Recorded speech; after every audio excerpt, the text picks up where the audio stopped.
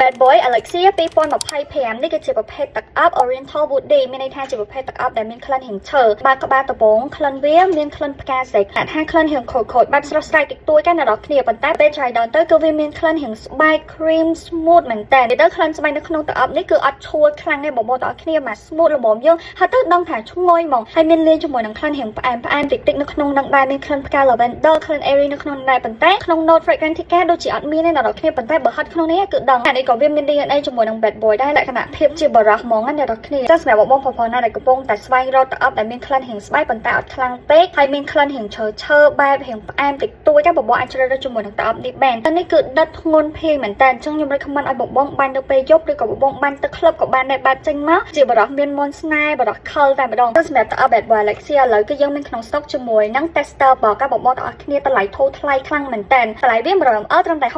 $69សំខាន់គឺរបស់ original សុទ្ធតែម្ដងនិយាយទៅ quality ដូចជាមួយនឹង full box ដាក់តែម្ដងខុសមួយគឺខុសប្រអប់ណាបងប្អូនទាំងអស់គ្នាចឹងសម្រាប់បងប្អូនណាដែលគាត់ចង់បានទឹកអប់នេះអាចតតង page Affirmation បាន